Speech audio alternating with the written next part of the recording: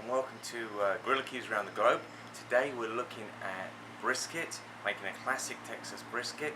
It's the low and slow setup, exactly the same as been used for pulled pork, for ribs, with the G'rillaQue setup. So it's about it's maybe a third of the way across the across the Weber. Maximum load of coals, because this is going to be a 10-hour cook, so we want a lot of fuel. I'm going to fill it up with water, put the rib on, very basic rub, Texas flavors, really just black pepper and a little bit of salt. No need for much in the way of speciality on the seasoning. As I said in previous videos, a lot of Texas barbecue really is just pepper and salt, maybe as much as 10:1 pepper to salt ratio. Okay, with the brisket, I'm going to spend a bit of time talking about the brisket first, and then I'm going to prepare it, put it on the grill. This is going to take a couple of minutes to actually prepare it, get it ready, set up, but you've got to start early. It's a gorgeous Texas morning in the summer, 7 a.m. Sun's coming up, quite strong over my shoulder here. Okay, looking at the brisket first. Beautiful prime brisket. Okay, this is, I wanted to cover it in the chiropractic first, so that you can see what it looks like and what you should be looking for in the store. This is a prime with brisket. There's sort of the old story of you take this awful cut of meat and you turn it into something delectable and lovely. That is fantastic. I'm sure some people can do it. However, you're much better off paying a few dollars, getting the highest quality brisket you can get, and then and cooking that. It's the garbage in, garbage out. If you use a very low cut, it's extremely hard to get perfect brisket. The better the cut, the happier your guests are going to be, unless you're planning to eat all of this yourself, of course. But there we are. Okay, so when you're looking at the chiropractic, first thing I'm looking at, you can see just beautiful fat striations running with the grain of the brisket. Okay, it's nice and thick all the way around. This one has been trimmed, so they've already taken off perhaps the thinnest parts, but it's got a good shape. Okay, fat striations through with the grain of the meat. That's key, because that's going to keep it moist and delicious when you eat it. Okay, it bends. What you're going to find with the lower cuts of meat is that there's a big hunk of fat called the decal running through here, or there's a big fat cap on top, and when you go and bend it, it just doesn't bend. That fat is really solid. But this is gorgeous. Okay, not too much fat running through it. A nice thin fat cap. It's already been trimmed to a point. You only want that fat cap by about 1/4 inch, and then, as I say, plenty of fat within the meat itself. This is beautiful. Okay, I'm going to prepare it now, get it ready. Literally, I'm going to take it out this bag, just double check it for trimming, clean it up, add some oil to help the pepper adhere, sprinkle a little bit of salt on it, and I'm good to go. Okay, see you in a moment. Okay, that's about it. Really, just took me 5 minutes. Good heavy coating of black pepper on it, a little bit of salt. I added a spice of my own choice there, but really this is predominantly black pepper. Took practically no trimming. The butchers at HEB, thank you HEB, they've obviously done a pretty good job of cleaning this one up. It's just a good looking piece of meat. I think we're ready to go. Let's get on with it. Okay, about to start the cook. I've got 12 to 15 lit charcoals in here, and the rest of the indirect area of the G'rillaQue is filled up with unlit coals. Today I'm using HEB oak competition briquettes. They seem to do a tremendous job. I think most people are familiar with B&B oak briquettes that also do a wonderful job for keeping a low slow for a long period of time. Kingsford Blue would work, works extremely well as well. Today, oak is a very classic Texas fuel. If you're going to use it, these are the ones I'm using. HEB seems to do a very good job of this, as well as obviously trimming the meat. As I say, 12 to 15 have gone in. I know that with my lower vent about half open, and my upper vent about half open, that's going to get me into the 225 to 250 range on my at the grate. Obviously it's going to vary with your climate and place you're at, but that seems to work for me in San Antonio on a warm day. We don't get many days that aren't warm, so usually works pretty well. Okay, so most of it most of the unlit coals on this side, a few chunks of oak wood, and we're talking 2, and then these briquettes. I've got a drip tray set on that side, and I've got my hot water ready to go in the G'rillaQue. So I'm literally going to put the grate on, nice and easy like that. Okay. The nice thing about the G'rillaQue is that with the hinged grate on a Weber, it gives really easy access for topping up with coals. So now with the spare space I've got, because I know I'm going to need them, I'm just going to add a couple more coals. See, that much room to get coals in, very, very easy. Okay, putting the brisket on. One slight thing that I did do that's a handy little tip: when it comes to carving the brisket, you're going to want to carve across the grain. Sometimes it can be hard to spot the direction of the grain once it's been cooked when you start making those initial cuts. So what I did was, see if you can see it, I took off a little corner that's a right angle to the grain, so I can see it when it comes to cutting. I'm just going to lay that down on there and put the thicker end closer to the point that I put the coals in.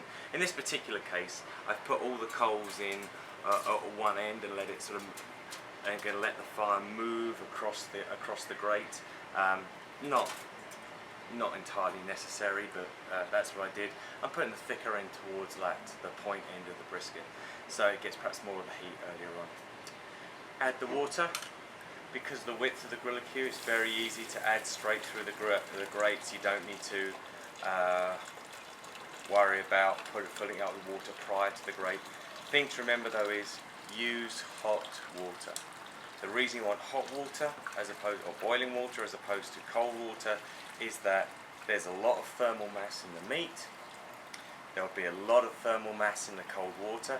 It would just take a long time for the grill to get to temperature if you use cold water, because obviously the coals would have to heat both the meat and the water. By adding boiling water, it's already helped a little bit along the way there. Okay, now this is another great thing about the G'rillaQue, because I've been able to move it around the grate.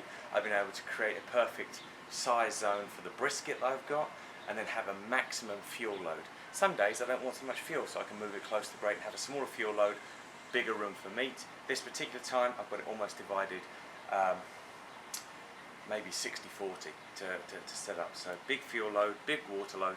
I've got to go to work, so I want to let this thing run and run. I know that if I set the vents about half open at the bottom, half open at the top, I'll be at about the right grate temperature. I'll be monitoring it anyway with a digital thermometer, and I'll be monitoring the meat with a digital thermometer. Talking of that, I'll put that in now. I'm going for the thick part of the meat. I don't need to worry about this for a few hours, but I'm going to be watching it as we get later on in the cook. Now, you typically allow an hour to an hour and a half per pound. I'm expecting this to take 8 to 10 hours. I'm going to try and avoid wrapping it and let the humidity created by the G'rillaQue do its job, and then keep that wonderful bark. If I do wrap it, I'm probably going to use a butcher's paper, simply because again that keeps the bark better than say foil does. But really, I'm intending just to leave this thing alone, let it do its job, and I very, very rarely have to wrap the meat. So anyway, that's it. It's set up. I'm going to put the lid on. I'll come back and check it in a few hours before, or an hour or two before I go to work, and just give it one sort of little top up if it needs it, and then basically let it cook. Just a note on the vent location. I've turned the vents around, sort of farthest from the fire, so hopefully the smoke comes in, starts filling up the chamber. I'm not really worried about the dome thermometer, although if you are using that for checking, it's probably going to wander in the 275 to 300 range.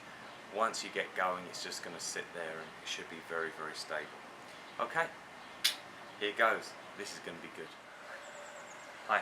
Okay, so we've been running about an hour. It's been absolutely rock steady. 250 on this dome temperature probe. Most importantly at the grate, we've seen it just a little bit over 200 degrees. Very, very steady. I've got to head off to work. This is why I create the G'rillaQue, is that it keeps such a stable temperature over a prolonged period. I know I've got more than enough fuel to last until I come back at lunchtime, and it's really just about, you know, the water pan. The water in there, usually at this kind of temperature, will last me 3, 4, maybe even 5 hours, just depending. 4 hours is usually a safe bet, so I'm just going to top it off, head off to work, come back and check it at lunchtime.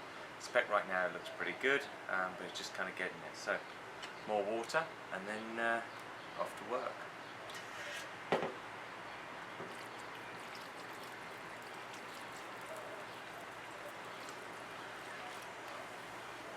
Yeah, it all looks lovely in there. The coals just moving across, start to warm up there. The meat itself, nice humid atmosphere. It's starting to take on a colour. The water pan itself barely needed topping up. So I think, say, at this temperature, over this period of time, I should be more than safe for the 4 hours till lunchtime. So I'm just going to leave it and get back to you later.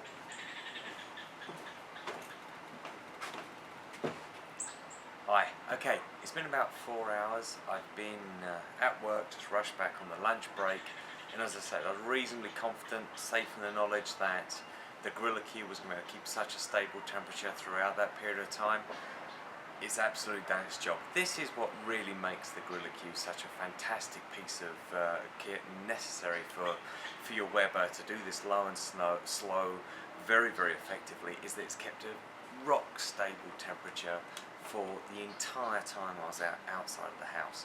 I left, it was at 225 at the grate temperature. I've come back, it's at 237, 238 at the grate. That tells me, that little lift just tells me that probably I'm out of water on the inside the G'rillaQue. But after 4 hours, 4+ hours, 4.5 hours, that's fair enough, you know, looking back and saying, okay, it's good. So it's just crept up a little bit in the last little while. I'm going to top up with this water, perhaps give the coals a stir, and we'll see how we look. So I'm opening this for the first time in 4.5 hours. Alright, okay, 1, that's a fabulous looking piece of meat. 2, the water had evaporated somewhat. Okay. 3, there's still plenty of fuel. I don't need to top up the fuel in any way. Oh, the fat is pooling up on the meat. Delicious. Oh, that's just a good looking brisket, and it's going the right way. It's got a beautiful mahogany colour. The coals look to be doing just fine, so I'll give them a quick stir. But I want to show you this brisket, so I'll bring the camera in. Okay, so here we are, as I say, about 4.5, 5 hours in. You see this taking on this beautiful rich mahogany colour, just some fat pooling up on the top. The fire is just kicking up a little bit now, throwing a bit more smoke as I look through the camera, but it's just looking gorgeous. Still very moist, plenty of water in the tray. We can keep this cook going for a while. Hi, welcome back. Okay, it's now 7 PM at night. I put this on at 8:30 in the morning. The temperature has been rock stable with the G'rillaQue for almost that entire time. I'm still on the original load of coals. I haven't added any more fuel. I topped the water up again at about 4:30, 5 o'clock. So, you know, we're nudging at perhaps 11 hours of cook time on this brisket at this point, and it looks terrific. I just checked it a few seconds ago, and I think I'm ready to wrap. As we look at it now, I'm going to lift the lid and just check the temperatures once more. As we've been going through, as I say, the temperature at the grill level has been no higher than 235, 240, most of the time at 230 to 240. Tracked it all the way through, absolutely stable. The G'rillaQue has had the water pan, taking that layer of steam, the wall of steam that the hot air has to pass through, pick up some humidity, and now we've got this fabulous looking brisket. Okay, here we go. Temperatures in the brisket. Oh, see how easily the thermometer slides back in? You've got to feel how loose the flesh is. Just fabulous. Okay, take out the 2 thermometers and lift it up. I'm going to wrap it in paper to preserve this beautiful bark. I mean, look, it looks like a meteorite, but when you touch it, it just wobbles so gently. Fat just starts coming out. Oh, look at that. So even though that bark looks crusty, it's so soft. It smells fabulous. Alright. I'm wrapping it in paper rather than foil to preserve the crispness of that bark. Okay? And all I'm doing this for is for the resting stage now. That's it. No need to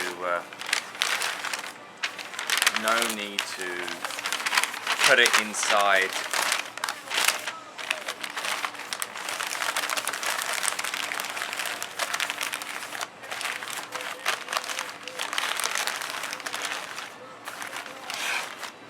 Alright. So I'm just gonna wrap it now to rest. It's 105 right now in San Antonio, so I don't really need to put this inside or put it in some sort of thermal blanket or inside a Focambro like a cooler or something just to keep it warm. It's going to stay warm. I'm just going to let it rest, and this is going to be one pretty terrific brisket, I believe. Okay, ready and action. Okay, it's been resting for 45 minutes to an hour. It's now able to be touched. It's holding up, warm enough to handle. I think this is going to be perfect, so I'm going to start the cutting. Alright, let me open up the package. Let's have a look at this brisket. Alright. Layer 1 gone. Layer 2. Looks like a fabulous brisket. Now again, using the paper to maintain the bark, though the bark looks very dark and crusty, it's actually very soft. Every time you squeeze it, out comes the fat. It looks fantastic. Alright, so how to carve up the brisket. Let's first off take it off the paper.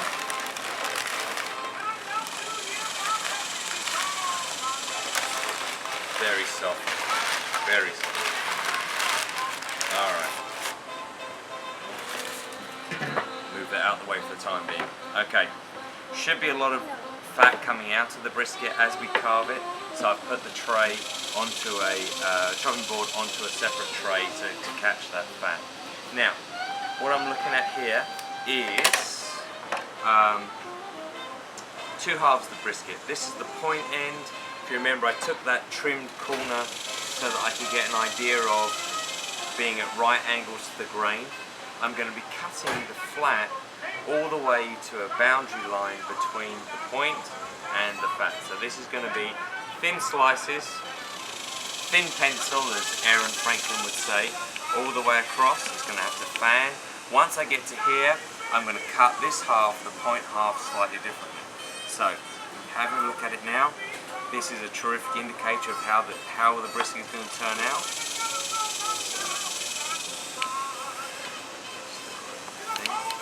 So it's holding the slice. So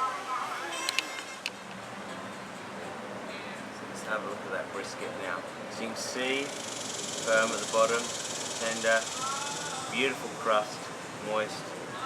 And then the test here is if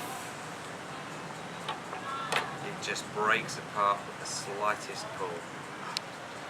Still very hot, and you see it just popping apart. Really don't have to tug it too hard.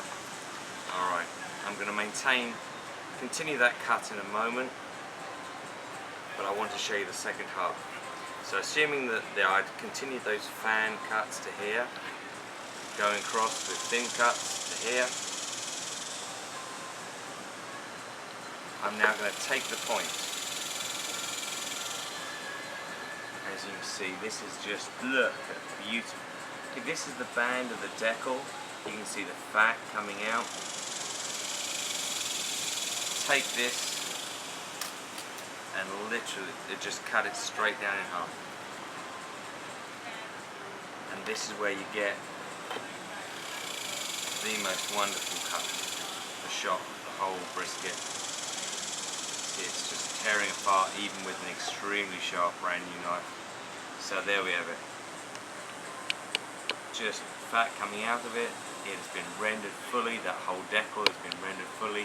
Smoke ring, crisp crust, as good as it gets. Now, this side requires thicker cuts. Maybe as much as ½ an inch at a time. But there we go.